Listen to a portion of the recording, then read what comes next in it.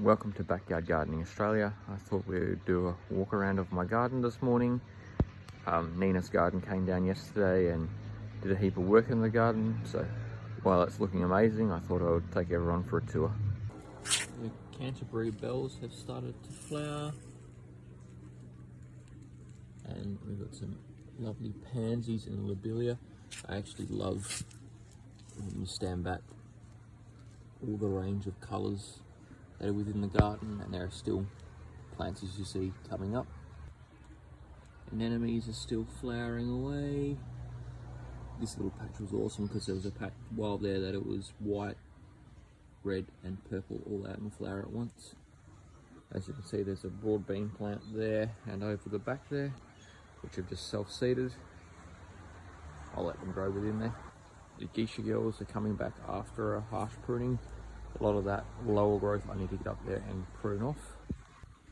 You also need some ideas to have some plants creep along this fence because I want to make it look like I want to have it as plants, not as a fence. My new fuchsia, which is also called a Mexican blueberry, I believe, has got some flowers on it. I think it's Colinoche, I don't know really how to pronounce it, but it's started to flower. Chrysanthemums still flowering, more Canterbury bells. These are Salvia tricolours with a bee, right, there's a bee here on the Salvia tricolours with a load, oh, now we've got two bees with a load of pollen on them. I can't remember the name of these. These are self-seeded for the past couple of years, but I think they're pinartuses. We have a few different colours. Looking online, they're also called a poor man's orchid, and you can see why. The donut peaches are starting to swell. We'll need to get a net on this tree as soon as these flowers here finish. Our first cornflower has flowered. This flower means a lot to us. We had it all at our wedding. And we have some more anemones. Up the back there we got some red roses flowering. And this salvia here is about to burst into flower. And I'd say the salvia behind it is not too far away either. This beautiful rose has just started to flower as well. Go along, and for the first time in the garden, this here has flowered. I'm pretty sure it's yesterday, today, tomorrow. This is the plant. My wife had been talking about this blueberry lily for a bit that she had noticed online, and so when I went to Bunnings the other day and I seen one, I couldn't resist in buying one for her. Another salvia tricolour along with a salvia cutting down here. Our new passion fruit vines, which will go up along the back fence here, and the feijoa tree is full of flowers. We'll see what happens. I'm keeping it as a shade tree this year, but if it does fruit, it will stay. The tamarillos are planted. They've got a bunch of new growth on them. The dragon fruit is loaded with new growth. There is also plenty of growth coming from my frog pond. The taro is kicking along well. The corn and the Gallo X, I guess it's Gallo pumpkins, are starting to put on a bit of growth. Yeah, there's 60 corn plants there. Strawberries are starting to ripen. Within the next couple of weeks, we will be having to put some shade up over all of these beds to protect them. Still loads of mulberries coming in. Another asparagus shoot. I probably will have another week's worth of picking of asparagus, and that will be us done for this year. Broad beans are looking good. Then we've got carrots, beetroot. We have got zucchinis, This is some more beetroot I planted out the other day, and this row of beetroot is ready to be harvested. The garlic seems to be doing okay. We do have rust on it. A lot of the stems are starting to thicken up, which is awesome, and we'll just see what happens with it. This garlic here is just some, obviously, garlic that I must have dropped last year. Be interested to see how it goes. This here is the corn and pumpkin patch. I decided to rip all of the brassicas out as they were loaded with whitefly to the point, and they had no heads, so it's only going to get worse. So I decided we'd had enough cauliflowers and it was time to get rid of them. Also, I'm not sure if you can see, but the corn is planted substantially lower than the pumpkins, and that is because I have dug it out in the middle and planted it deliberately lower, so that way all the water will run from the pumpkins down and hopefully creating more water. Also, by doing what I have done this year, I'm hoping that the corn will be finished by the time the pumpkins start really running, and then the corn will be done. Pumpkins can run all amongst the corn, pick our corn, and yeah, the pumpkins can do what they need to do. This here is some pink oxheart tomatoes, sorry. Pink oxhearts. These are the San Marizanos. I've just started getting my stakes out ready to put, so I can start staking the tomatoes, because I'll be starting to chop the lower foliage off of all these. These are Trombonicas.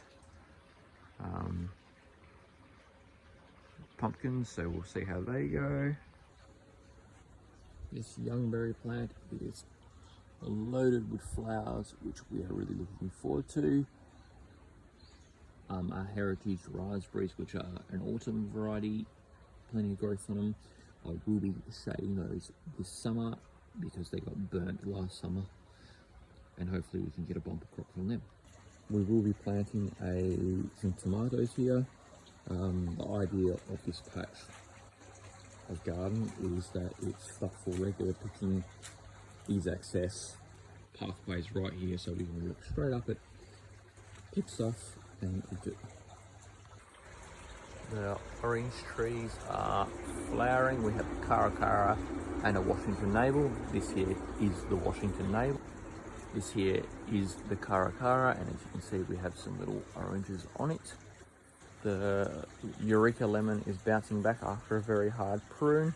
I will be coming back and tip pruning all these because I will eventually want them to be bigger, but I want them to have a more dense foliage. The yellow cherry guava, stacks of growth on it, heaps of flowers. Looking forward to this because we do eat this a lot. Passion fruit vine also going nuts.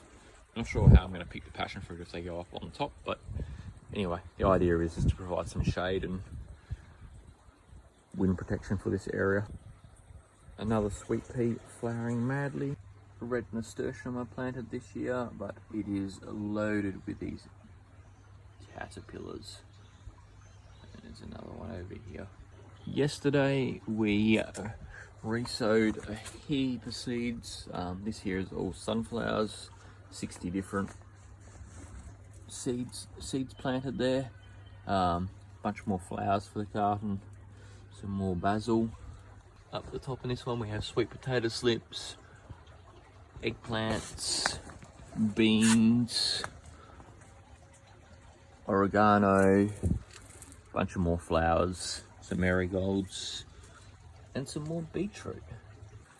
This bed I need to come along and I want to plant spring onions somewhere here, and then start planting lettuce in succession sowing for summer. As you can see, we still have a few brassicas in here, but anything that pretty much doesn't have a head, I mean that has a head at the back there, but anything that doesn't have a head's pretty much coming out now. As you see, tomatoes have started going in. I need to get these cucumbers trellised up, but cucumbers, that's a rock melon, that's a wombox which is looking a bit savage already. These here are Radico. They're starting to form a bit of a head. I have never had Radico before, so we'll see how it goes. We picked a cauliflower from in there yesterday to allow room for these other cauliflowers to, or allow some sunlight to get into these cauliflowers to expand. And overnight, this one here has shot out. This here will be going very soon, which will clear this area up. And isn't it looking so much nicer since we gave it a good old sweep yesterday? And so this orange tree, we've got a few aphids on them, so I need to start dealing with them. I've got my mandarin, which is also loaded with them as well. Flowers all on the pepino as well. And when you look here, you can see droppings, so which means somewhere here we've got a caterpillar, but I can't find him. Blueberries, blueberries, the blueberries, the blueberries, blueberries, blueberries, blueberries, blueberries. Look at those fat juicy ones, blueberries. I also have added a heap of retic in. I need to neaten some of it up, but all this now is reticked. This chili plate is coming back as well after giving it a hard prune. And the messy side of the house with all the berries, which they're looking quite great. Fig tree down there as well. This here is on the agenda for this year to overdo this side. I've got paving bricks to pave all the way down there and start utilising this area. Overall, the garden is going on pretty well. It's looking quite great. I feel like we're quite well prepared for summer this year, and we're ahead of everything. The plan is to get most of the plants, even tomatoes, producing before the hot weather gets. But we will see how that all goes. We definitely had a bumpy year for our winter planting. The broccoli and the cauliflowers did exceptionally well. Potatoes not so well, which a bit of a disappointment, but as always next year. In the next couple of weeks, I'll be getting the shade sail set up over our lawn, some of our lawn area and paving area to increase our play area for the kids and provide shade in the summer. We will be setting up shade over the top of all of the beds, and I'll have to install the net behind me once the apples and pears have flowered. But as I said, we're gotten ahead of the game this year. It's end of September and we've got 120 corn in the ground. Pumpkins are in the ground. We have a lot of beetroot in the ground.